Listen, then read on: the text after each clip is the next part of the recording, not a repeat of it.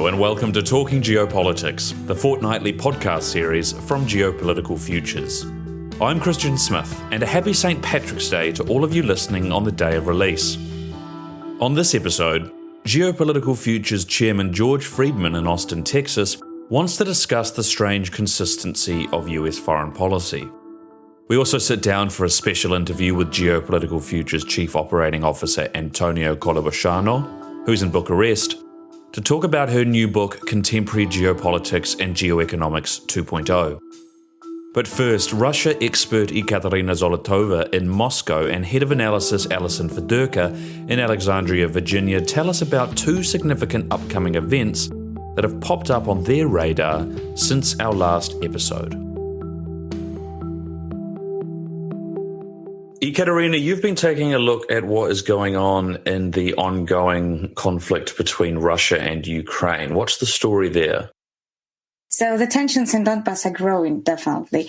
But before I explain about these tensions, I would like to remind about all of this conflict that is happening in Ukraine. For Russia, Ukraine, it is important buffer zone. Russia sees Ukraine as a territory that separates Russian border from NATO countries and especially Poland. Ukraine is a former Soviet republic, and it had very close ties with Russia in different spheres, from economic to cultural. After the collapse of the Soviet Union, Ukraine got independence and started to resist Russian influence. But not all regions of Ukraine supported this leadership's desire to completely cut the existing ties with Russia. For example, the Donetsk People's Republic and Lugansk People's Republic proclaimed its independence from Ukraine after protests against the leadership who came to the power as the result of all of this Euromaidan revolution. But these territories remain unrecognized, and this case escalated into a military conflict. So the major participants of this conflict are the forces of Ukraine and the formations of rebels. But the problem that Russian armed forces are also participating there, as Ukrainian side and different international organizations are saying. And for sure, Russia is supporting self-proclaimed republics because it is in its interest. So what is happening right now? The settlement of this frozen conflict is constantly discussed at the meetings of the contact group, but neither Ukraine and nor Russia are ready to make any concessions. And in February 2021, this situation around this conflict began to deteriorate. First, there was an assassination attempt of one representative of Donbass People's Republic. This is one of the rebellions group.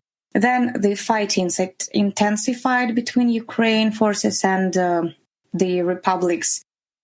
Then Donetsk and Lugansk started to say that Kyiv is preparing some large-scale offensive and put some new forces into the front line.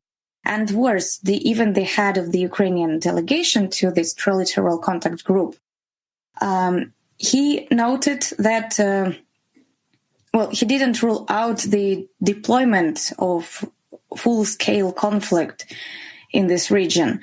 And the latest news says to us that there are some Ukrainian troops in Donbass and they were put in full alert. Russia, of course, doesn't want to participate in all of this story, and it warns the Ukrainian authorities against attempts to escalate and implement the forced scenario in Donbass. But definitely this preparation is widely discussed. The media in Russia and Ukraine simulates different scenarios of the war. Different experts make predictions and they make assertions of the balance of power, and the governments continue to accuse each other that neither side wants peace and they are behaving very aggressively. However, me personally, and we don't think that this provocation will turn into a full-scale war, but we continue to follow this event very closely. Most likely, this preparation is another attempt by Ukraine to revive these negotiations in Normandy format and Minsk format, and also to reveal the position of Biden's government. Ekaterina, thanks very much. Alison, you've been looking at a big meet that's happening in Alaska between the US and the Chinese. What's the story there? This is going to be the first high-level delegation between the Biden and Xi administrations meeting since the new U.S. president took power. So we are seeing a lot of preparation this week. At the beginning of this week, the U.S. Defense and State Secretaries visited Japan and South Korea. And this really was in a preparation for the meeting that we're going to see at the end of this week with China, because it all comes down to China with the U.S., and those are two major allies with that. So we found out about this meeting from Beijing, who leaked the news first, and they called it a strategic dialogue and said that it's going to aim to improve or sort out bilateral tensions, do a bilateral reset, and aim at improving ties between the U.S. and China. The U.S. has confirmed the meeting, but hasn't really categorized it or characterized it in the same positive light as Beijing. So our current read is that, Beijing is probably alarmed that the U.S. is still gearing up against it with a comprehensive plan to counter Chinese competition. And even though there's been a change in the U.S. government, that strategy against China hasn't changed. So we're going to be watching for the outcome of this meeting. As far as our expectations go, we don't anticipate any major changes from either side at this point in time, but it does make sense for both of them, both the U.S. and China, to keep the dialogue going and to guard against any risk of unintentional escalation between the two because tensions are so high. So we'll be keeping an eye on this towards the end of this week and be following up with any developments that we see. Alison Fedorka and Ekaterina Zolotova, thank you both very much.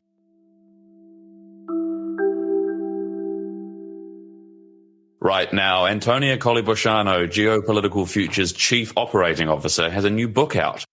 It's called Contemporary Geopolitics and Geoeconomics 2.0, a method for analyzing global trends, a new world in crisis. Antonia, thanks very much for your time today and coming on the podcast. Let's just start off with, can you tell us a bit about the book? Sure. Thank you for having me. It's supposed to be a sort of a textbook. It actually started during my classes, as I'm also doing academic work and speeches and working with students. I basically started on designing a method to teach them to do their own geopolitical analysis and have a grasp on how to see the world. So it's a guide on how you should think about the world we are living. And obviously, there are some case studies, which are articles of mine, where I wasn't necessarily right when I was forecasting, but they are still pointing out the framework that we use at Geopolitical Futures and that I use when I'm doing geopolitical analysis. That's really interesting. I think the idea of how to approach geopolitics. I mean, if you buy this book, basically you won't need to listen to this podcast anymore because you'll be able to do it yourself. One of the interesting things you touch on is the difference between geopolitics and geoeconomics, and sort of the idea that the economics has become much more important than it used to be. Can you tell us about that? The economics have always been part of geopolitics, right? But the fact that we are living in a more integrated world, and currently even, we are able to talk to one another, but that involves a lot of pieces of business that allows us to do that, a lot of creativity, and of course, a lot of technology that is also tied to the business world. All that makes us partly more aware about the economics that are involved in our current lives as individuals. And then as societies, we grew more and more integrated. However, at the national level, that kind of complicates things because we're no longer in the old-fashioned political economy that we've been into. But now we've grown to have more complex systems where societies interact in a more fluid way. So that is why the emphasis on geoeconomics, and that is also why partly the methods that I'm talking about in the book are not necessarily those that you would think of for geopolitics in terms of using influence, using power, trying to grasp what kind of influence the nation state has, but also looking into the state and into the society deeper, trying to understand the complexity of how society works and how individuals are working together to create the value and the wealth that the state ultimately needs to protect in order to protect its own interest. In a sense, we kind of evolved into the geoeconomic part of geopolitics. And we are at a moment also during the pandemics where we see a lot of the integrations that are creating the problems and that are creating the tensions that exist between nation states. So that's why the focus. And to add briefly why this is 2.0, this book is actually coming out after the pandemic year. So the 2.0 refers exactly to the very chapter that I've had to add as the pandemic was coming along. And as the pandemic was coming along, we were talking more economics into geopolitics. So that's why the shift, in a sense. And I think in part of the book, you talk about how geopolitics is in many ways about a nation or nations protecting themselves or avoiding conflict as much as they can. And you talk about how the economics is now already part of that conflict, how, if there are battles going on between states, a lot of it is based on the economic. Exactly. In a sense, we are looking at some other tools that the states are using to cooperate or not.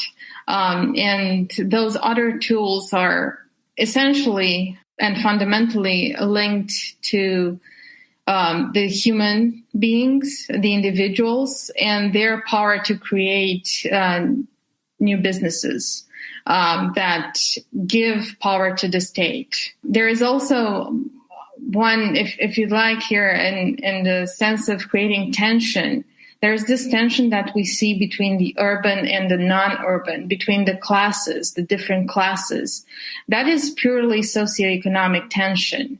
But that elevated at the national state level becomes very much important because it is the one force that has the power to shift politics and obviously creates tension that could go beyond the borders of one national state and forces at times the national state to take action. Within the European Union, we have plenty of examples where socioeconomic problems have pushed the nation state to negotiate its position within the European Union. And even if we are looking at the US, it becomes increasingly protective because of the socioeconomic problems that it has internally. The same with China, the same with Russia. There is no country in this world that doesn't need to listen to its population and to the socioeconomic problems that the population is having. So that's where geoeconomics, more and more geoeconomics than usual. All right. And where can our listeners find it if they want to buy it? Well, it is available online on Libris.ro, which is a Romanian bookstore, online bookstore. It will be available on Amazon.com and on Geopolitical Futures. We are hoping to get it on our company's website soon. But for now, on Libris.ro. That's great. And I think we'll probably put the link to that in the blurb of this podcast so you can go there and find the book that way. Antonia, thank you so much for your time today. Thank you very much. Talking Geopolitics is brought to you by Geopolitical Futures, your source for geopolitical forecasting and analysis. US foreign policy often appears fragile, capable of a complete overhaul by every new administration. But the reality is often far more consistent than day-to-day events might have us believe, as I've been discussing with George Friedman. Today we're talking about US foreign policy. Now, it's funny, it's very rare for foreign policy for most countries to be a significant issue in elections. But for the US, it's often a central feature. Should it be? Well, we are, myths about China notwithstanding, the dominant power in the world. We control the two oceans and therefore project force in both ways. And our forces are minimally occupied, but still fighting in the Middle East and present elsewhere. So like Britain in the 19th century, our size touches everything, and everywhere we go, we influence something, and we're blamed for it too. So it does come up, although in the last election, the primary issue was domestic and name-calling. Very often, the election turns around to question like, what are we doing in the Middle East? What should we do about the Soviet Union? And of course, China, and so on. We touch everything. Okay, if it's a central sort of feature, I mean, should it really be? Is it really that important? Is an election really going to change US foreign policy that much? Well, an election isn't going to change it, but it's still important. It's important because it matters to the United States. But countries operate under constraint. It's not that they can randomly pick what they'd like to do, or the presidents have the power to arbitrarily do things. Events happen, and they follow from there. So, for example, when 9/11 happened, President Bush didn't exactly have a whole lot of options as to what to do. He had to go into the Middle East. He had to go find them. The reality is that when we look at history for most nations, they don't have many options. Some countries try to find them and run into a great deal of trouble. Other countries accept them. Some fortunate countries have no connection with the world and don't have to deal with them. But in any case, it's reality that defines what they're going to do, not the subjective will. No, I think most people would probably think that since the Second World War, US foreign policy has changed regularly. Is that true? What's been the path of that foreign policy since the war? Well, since 1945, under Truman, until 1991, the United States had a fixed foreign policy, and that was to contain the Soviet Union and prevent Soviet subversion, as we like to call it, elsewhere in the world. When we looked at the Cuban Missile Crisis, the Korean War, Vietnam, it was all about that. And whether you were Harry Truman or Dwight Eisenhower or John F. Kennedy or any of them, that was your foreign policy. That was your concern. You may have changed tactics. You may have approached it somewhat differently, but it was imprinted on you. And that's what you did. And for a very long time, we had an unchanging foreign policy. And I mean, since the Cold War, I think a lot of people would say, well, I mean, it was interesting, in 1991, the 90s in many ways was a sort of a time, if you want to start talking about Francis Fukuyama, where the US seemed that the US could do anything it wanted. It was not constrained by foreign policy, by other countries or anything like that. Was that true? Is it still true? Well, it wasn't true then. Operation Desert Storm, which was an enormous military effort for the United States, was triggered by the fact that what we were seeing was the end of the Cold War, and we were changing our direction to problems that were arising now in the Middle East. The Middle East had been embedded in the Cold War with Soviet involvement, American involvement. The Soviets gone now. Saddam Hussein became a very real threat, and half the world followed us. And the Middle East remained a central threat. On 9/11, when we were attacked by Al-Qaeda, the structure of U.S. foreign policy not only pivoted even farther toward the Middle East, but also extended from Operation Desert Storm to the invasion of Iraq. So we spent an extended period of time relatively indifferent to what the Russians were doing, comfortable with whatever the Chinese were up to, obsessed with preventing another attack on the United States. Then we should also remember that it worked. Al-Qaeda was planning other attacks in the United States. And while the war in the region was pretty much a failure, there were no more attacks on the United States. So we had a foreign policy. That foreign policy was imposed by reality. What else were we going to do? And part of it failed, part of it succeeded, as in all things.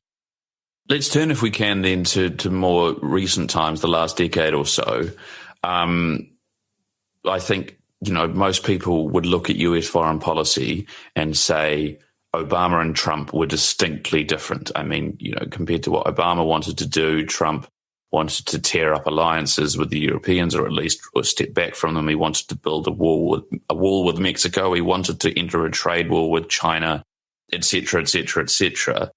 Was his policy really that distinct from Obama's, though? It's remarkable how similar they were. When Obama was elected, it was clear that the wars in the Middle East had to end. And he basically had three foreign policy imperatives. The first was the withdrawal of U.S. forces from the Middle East. The second was to confront China. It's forgotten that while U.S. relations with China at the beginning of his administration were pretty good, they became very, very unpleasant toward the end, where the U.S. accused the Chinese of manipulating their currency, of blocking our exports, and so on. And threats were exchanged. The third thing that was there was containing Russia again. And this happened during the Ukraine Rising, the Maidan Rising, which the United States supported. It happened with placing troops, tanks in Poland. These all happened under Obama. When Trump came in, he also had three policies. One, withdraw U.S. troops from the Middle East. And he wound up withdrawing them from Afghanistan, for example. He wound up withdrawing them from Syria to some extent. He had trouble getting out of there, but that was a goal. His second goal was the continuation of Obama's foreign policy on China, which was where Obama was involved in serious confrontations with the Chinese. Trump went to the logical conclusion of imposing tariffs on Chinese goods coming to the United States, and was very happy sitting there. But if you go back into the Obama administration, this was already on the table. This was going to happen.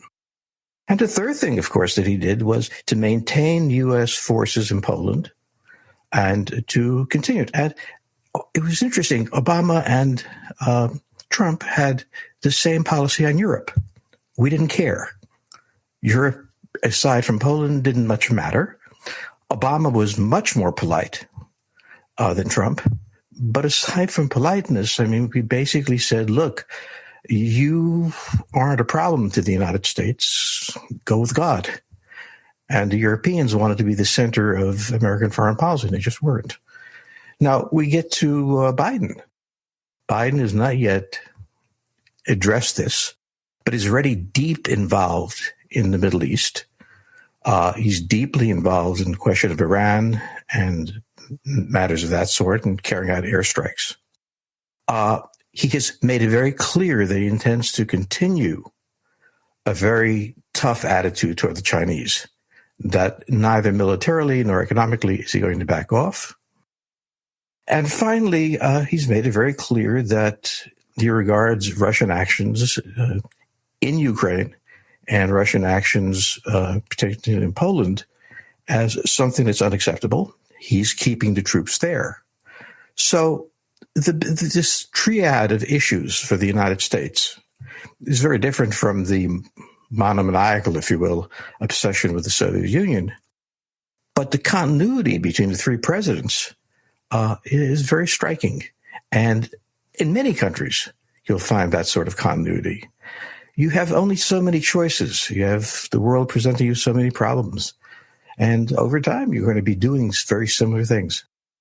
I just want to zero in on this idea that Trump's foreign policy wasn't that different. I mean, in the sense that, like you said, Obama was slightly more polite, shall we say. I mean, if you look at Europe and you compare what Trump was doing there to how Biden is currently talking about it, Trump's rhetoric surely could have caused, well, in some ways it did cause severe damage to that relationship. I mean, Angela Merkel, for example, just clearly despised Trump. Does rhetoric matter, though? Somewhat, not very much. Look, the demand that the Europeans pay full price for NATO was a Biden demand. It actually came from Bush. There's an agreement, a written agreement, that all countries will pay 2% of their GDP for the defense of NATO. Most European nations don't do that. The Germans certainly don't do that. The American position is that the Europeans have abandoned NATO. They have abandoned the one transatlantic institution that existed. But that came out of Obama, too. Toward the end, she didn't really like Obama either, although the Europeans, and Nobel Prize is European, gave him the Nobel Prize for being Barack Obama. Very nice. But what happened with Trump was, he wasn't going to sugarcoat it. It was the same issue and the same position, which is that the Europeans are violating their agreements in NATO and that they are pretending that it doesn't matter. And he made it clear it does matter. So, yeah, sometimes rudeness matters. In this particular case, it drove home to the Europeans what Obama could not drive home with more pleasant rhetoric, that you're not going to be able to continue to expect the United States to guarantee the freedom of Europe unless you share in it. And yes, Frau Merkel didn't like that, didn't like being told that. But then many Americans, Obama aside, really didn't like the European position, still don't.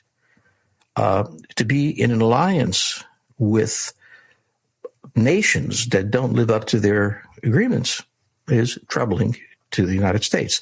Trump, I think, couldn't help it. He was going to be obnoxious. But he perhaps transmitted it better to the Europeans, what they're looking at. To be fair to, myself, I think I've probably been living in the UK too long now, where politeness is a way of life rather than just a way of dealing with other people. So maybe that's why I'm more sensitive to it than others. So for the Americans, honesty is. So we're different people.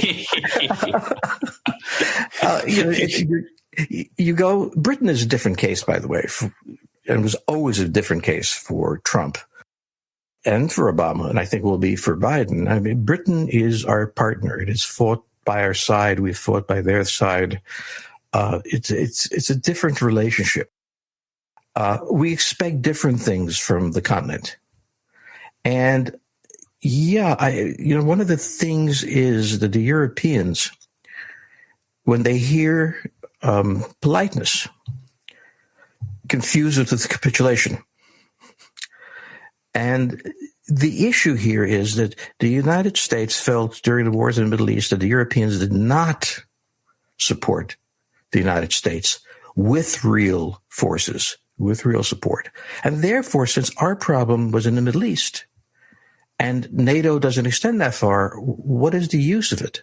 And I think one of the things that the Europeans really don't understand is many Americans, particularly of my generation, served in Germany, stood at the Fulda Gap waiting for the Russians to come through. And the feeling that when we went into the Middle East, they had advice, but no commitment, that was much deeper than Trump and much deeper than Obama. It was for those of us who had fought or stood next to NATO allies, there's a sense of the European betrayal of the alliance. And this is what Trump brought home. One final Well, two very quick final questions then. So if the direction of US foreign policy changes a lot less than we think it does, or it's able to change, shall we say, a lot less than we think it can, what causes that change? And perhaps more importantly, how do we identify that change has taken place? Well, the obsession that started in 1945 with the Soviet Union ended with the collapse of the Soviet Union. The obsession with the Middle East really ended with two things. The recognition that we would not pacify these countries, that we were not going to turn them into little Americas. And also the realization that Islamic jihadism in its radical form had been broken from an international standpoint, that it no longer had the capability of the organization to carry forward. And at that point, Obama, who came into power kind of really questioning Bush's policy in the Middle East, took that and quite properly shifted around. Now, it's odd to remember that Donald Trump was absolutely in favor of withdrawal of U.S. forces from the region. And so it changed because the reality changed. And how long this triad reality of lightning in the Middle East, being very aggressive against the Chinese, containing the Russians, how long this triad will stay in place. But it certainly is now in our third presidency. George Friedman, thanks very much for your time, and until next time. Looking forward to it. That's all we have time for on this episode. If you've enjoyed the podcast, make sure to subscribe both to this podcast and on our website at geopoliticalfutures.com/podcast. We'll be back in a fortnight just before Easter, but until then, you take care.